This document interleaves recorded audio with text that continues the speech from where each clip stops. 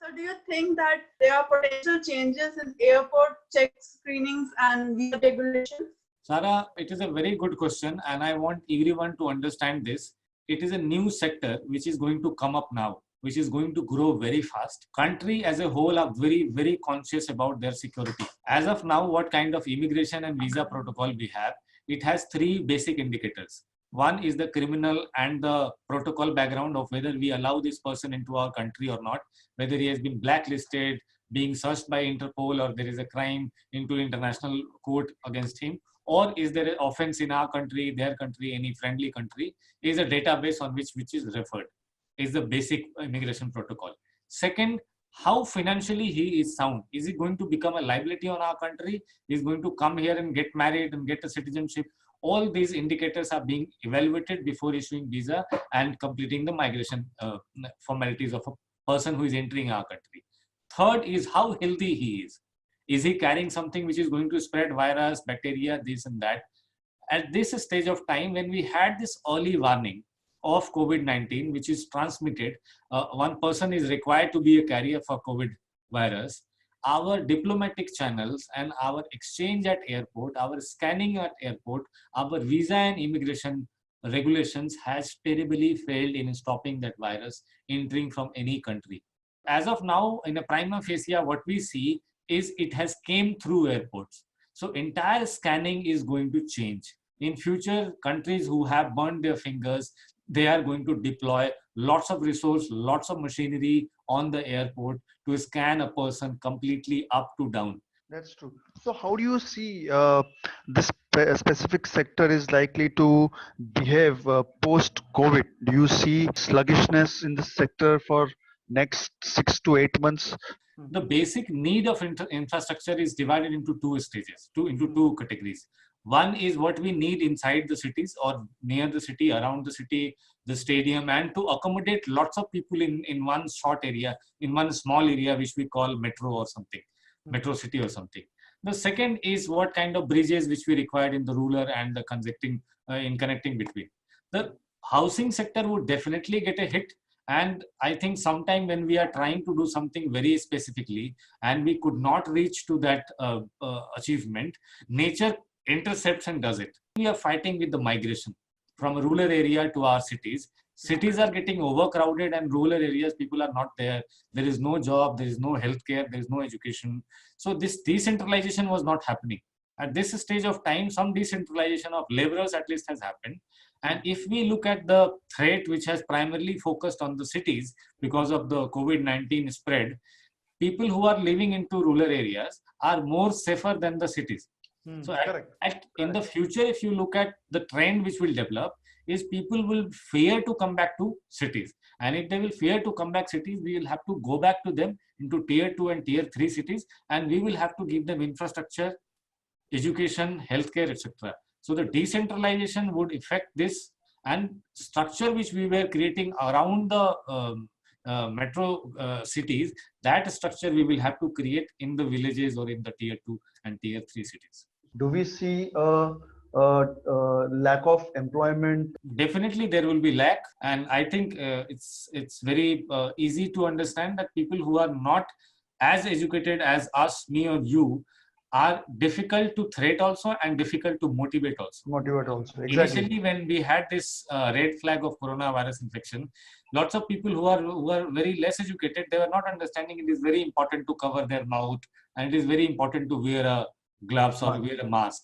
But soon when these people saw what they have not seen into their lifetime, or they have not heard that entire economy, entire sector and the telecommunication and the transport is locked down, and we are doing some sort of stupidity roaming around the road, then they understood and a panic created.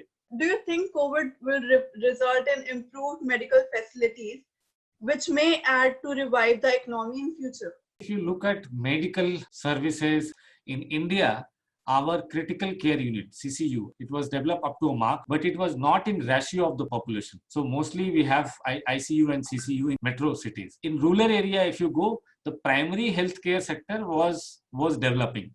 but they were not equipped to deal with such kind of threat of virus or anything. Countries who are on a very good healthcare system and they have their ICU and CCU both in a very good proportion, they also could not handle it.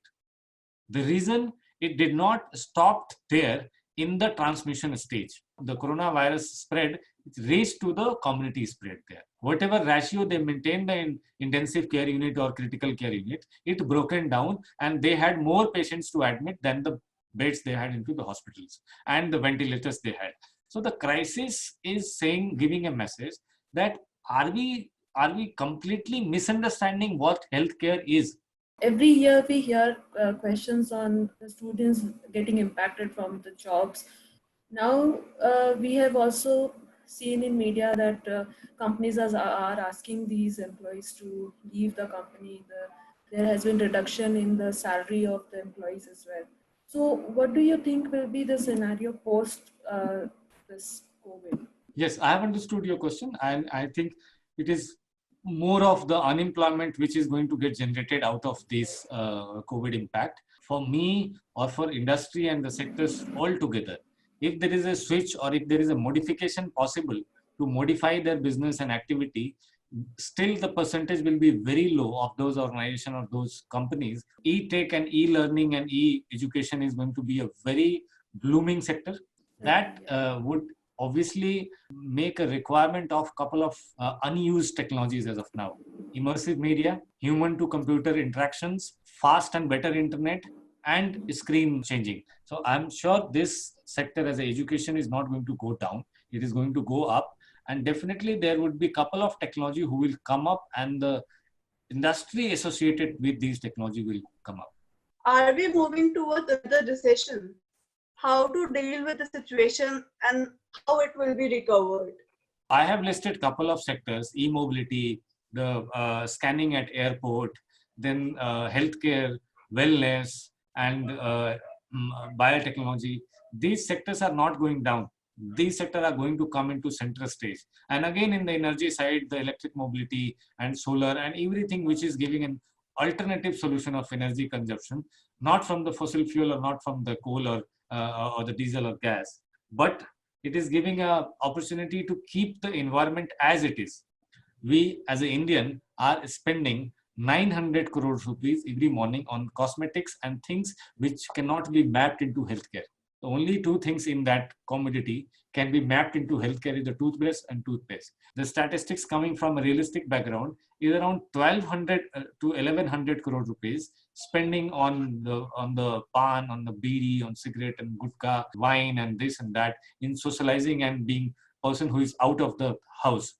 So altogether, these 900 and 1100, 2000 crore rupees per day we were spending on the addiction, which is not required, which should be now very highly regulated. People have learned how to live without liquor and without addiction. So whatever and whichever thing were being in the practice unnecessarily, we need to cut that short down.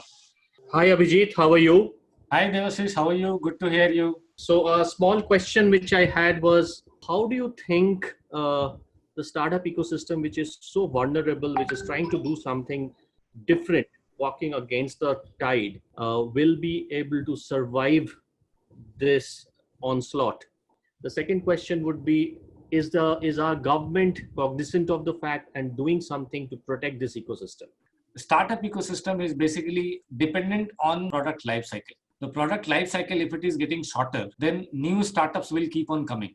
And at some stage of time when government role is coming, is a very critical role for government to play. These new technology, when they come up, there is a boundary, there is a filter, which we call regulatory or certification. Without that certification, you cannot sell that refrigerator or car or a microwave into market. And that certification depends on giving a product some life to sell. Because if you will keep on certifying new products and giving them a free ground, then what would happen?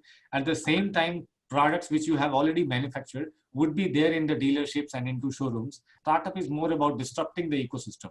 At this stage of time, the technologies which will come up or the ecosystems which a startup will pick up is going to be completely different. But definitely if the startup or the product or the service which has been doing well, and they have a chance to shift or to work something, modify themselves, they will be able to survive. So, and at the same time, if we manage to maintain a transparency, that if you do this degree of shift or modification, then we can again take you up and we can give you some relief package or bailout package, then time can be good also. do you think there is a way where government can drastically move in supporting these startups, at least at certain levels, which the government itself becomes the customer?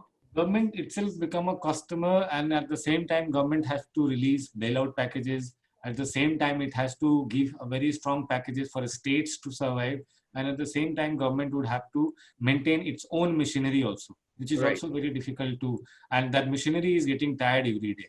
The police administration and the healthcare system, people who are on duty from last, I don't know, 10-15 days now, are getting tired. They are also getting infected and sick. So from where they are going to bring the next manpower, how they are going to keep them motivated. Government is surrounded by lots of challenges at this stage of time, not only India, but other countries also. Everybody is expecting something or the other thing from the government. I'm sure that whatever possible at this stage of time to be given away to give a new start or give a boost to economy would be into the priority list of government. What do you think that which sector would be the worst hit by this COVID-19 and which sector will grow post COVID-19? Sectors which will get maximum hit is obviously will going to come up with a huge cry. And rather than discussing it, I would like to discuss that which sector will grow up. The chemical, biotechnology, the equipments which we are going to use for scanning at airport, health services which are going to give us an immediate support. These are the sectors who are going to grow. Plus, education as a virtual sector, media, electric mobility is one of them, which would definitely go up. It is from Kash Grover, and he is asking what is the way forward to clean environment further. The way forward of green environment is something which has been flashed into these 21 days. Go outside, you see birds swimming, and sky is very blue, very clean. And this opportunity of seeing such face of and such dimension of nature, we are blissful that we have got time and we have got this opportunity to look at it. Why it is because of two reasons. Industrial waste and industrial pollution is very low at this stage of time, and vehicular pollution and emission which we get from vehicles because of our transportation is very low. At this stage of time, it warrants two situations into two different directions. One, if you have understood this is the life, this is the nature, and this is the air you wanted to breathe in, then we'll have to be very, very strict with the vehicle we are going to allow after the lockdown called off. So green energy, I think transport and industries who are locked down right now, every opening, every reinstatement or every removal of this lockdown should be very carefully scrutinized and should be seen from this point of view, whether it is necessary to open or we can survive without it.